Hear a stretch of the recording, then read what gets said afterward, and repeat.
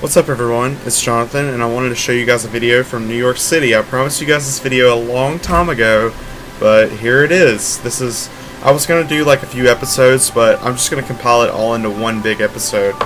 And the first thing we're going to be looking at is Times Square. Let me tell you a little bit about this trip. I went on this trip with my school, had a wonderful time. We went all over the city, and it was really for a Model United Nations conference that we went to. And if you don't know what the Model United Nations is, then I'm going to explain it to you. The Model United Nations is a big conference that's held in New York City. There's conferences all over the world. There's conferences in China, Australia. There's conferences in San Francisco. There's conferences in Washington D.C., etc. There's conferences all over the place. And what this is a bunch of different schools get together, and they represent a certain country where almost all of the countries in the world are represented.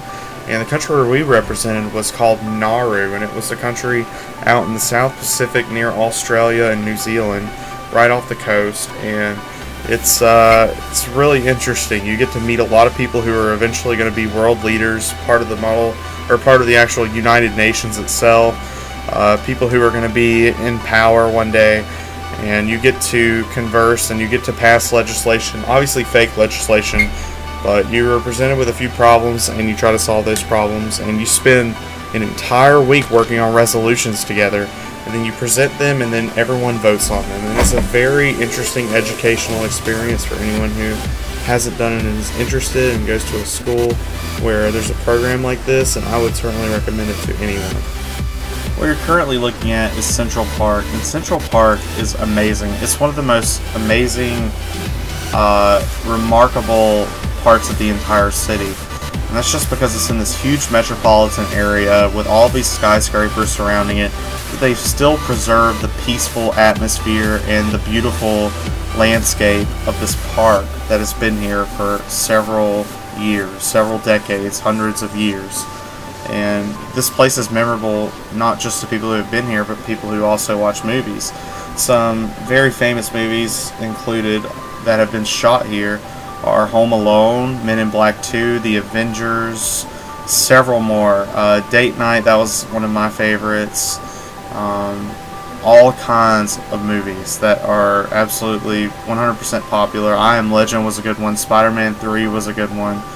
The Devil Wears Prada had been filmed here because that was a movie that was filmed in New York City in general. And it's insane how much stuff has gone on in this park. I think my strongest memory of this place was the part in Home Alone. I don't know which one it was, but the part in Home Alone where the boy was running around and the lady with all of the birds, he met her. I think that was my most strong memory that got brought back to my head whenever I was walking through this park. And also, I've been here before. I came here whenever I was in high school or middle school. I think I was in 8th or 9th grade, and I walked around here. We had a tour through it, but this time I got to explore solely by myself, which was incredible. It was one of the best ideas I think I've had, and it was a really good idea. I'm so glad I did this. But the John Lennon Memorial is here, and it just really is an emotional thing for an American to deal with. You know, you go here and you see this man that was here so long ago, was fighting for a lot of the things that we're fighting for still today, and all of the things that he fought for that have been achieved to this day. It just really brings a lot of American pride to you, and it really makes you reflect on the past and all of the things that you've read in the history books or heard in the history classes about this man, and about the civil rights, and about the liberal values that people have. Not liberal values in a political sense, but liberal values in human rights and what we're fighting for in this life. So if you're ever in New York City, make sure you go see Central Park, and maybe you can, take some of the same pictures and some of the same video that I took. Not a lot of people take video, but I mean, I thought it would be good, and I think it turned out really well. The next thing I'm going to show you was my absolute favorite part of the entire trip. It was the Empire State Building.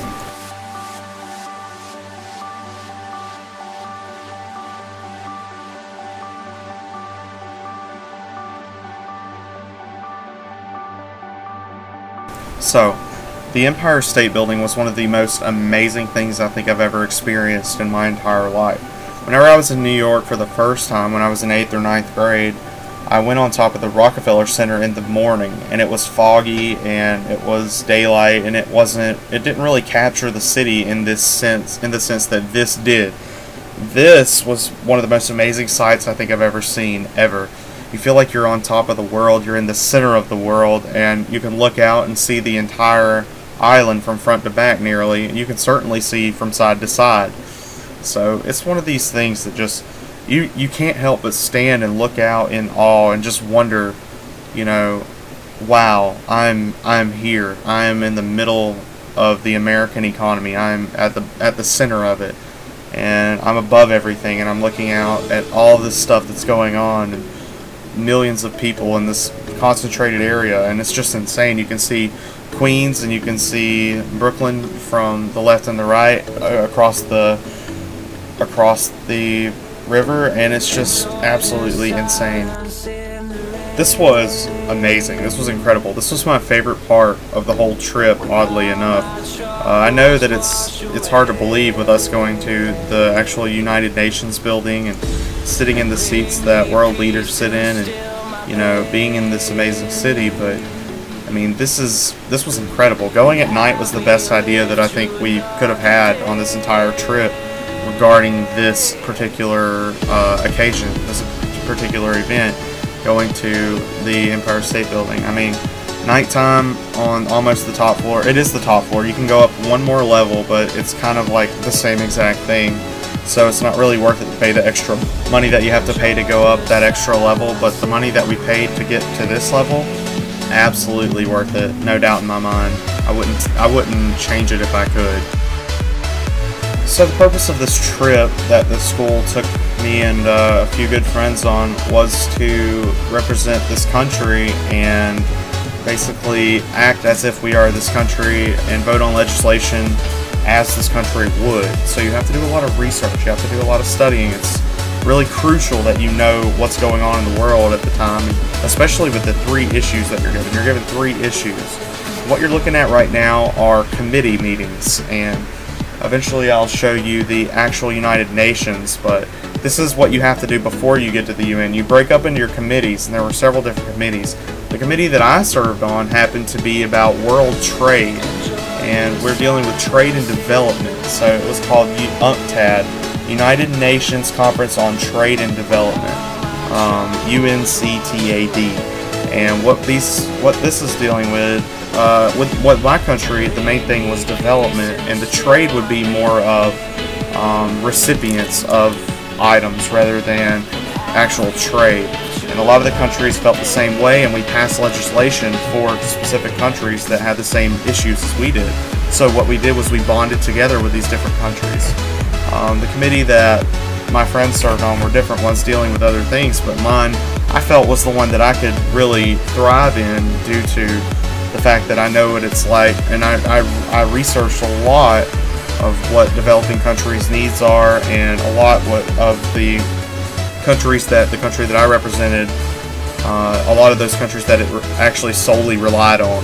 So what you're about to see is the actual United Nations building and all the stuff that goes on in it with our group. And our group was pretty awesome. We had a pretty decent group, and we all were on several different legislation papers. They're called resolution papers, and we were all involved in several of them. I think me and my partner on my committee were involved in like 3 or 4, and we actually were we signed on to I think 1 or 2 of them.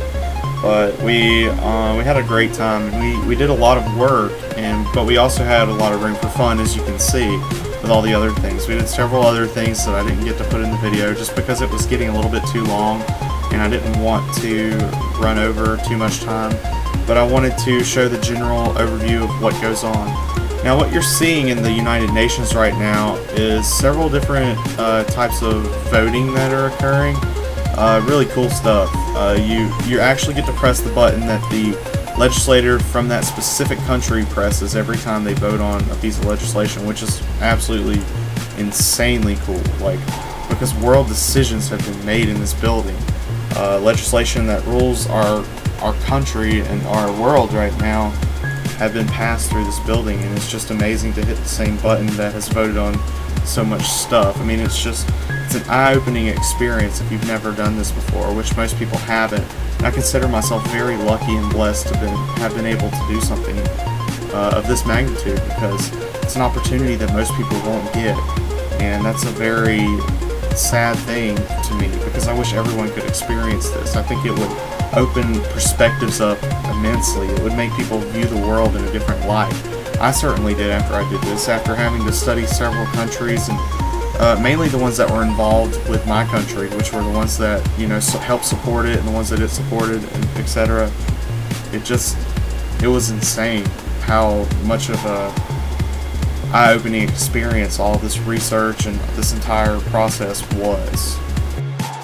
So a few pieces of, a few documents that we voted on that we were involved in got passed, and a few did not get passed, but this entire process took a very long time. There were several different resolutions that were approved by the board that approved or denied legislation within the conference, and it took forever to get through all of these votes. There were like 5 different committees, and you had to vote on each one of them, so it took a very long time.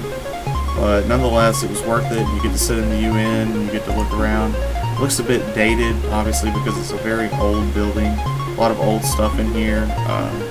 Not really remodeled very much since the time it was actually originally built, which is pretty cool to me, how it looks the same that it did whenever, you know, past presidents and past world leaders have stood in this building and voted in it and gave speeches in it. And you can look up incredible speeches that were given in this room, and it's insane. But it's something that you don't see on television a lot. You normally see, like, on C-SPAN, you normally see, like, Senate and the House of Representatives floors where you know, hear speeches and stuff, and you hear committee meetings and stuff like that, but you don't actually get to see the UN very much, and that's exactly what this was, and it was amazing.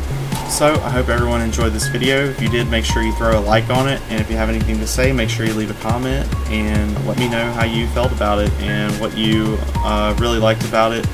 Let me know if you enjoyed the things that I enjoyed the most and what you wish I would have shown more of and whatnot, and I'll see everyone later. Thanks for watching.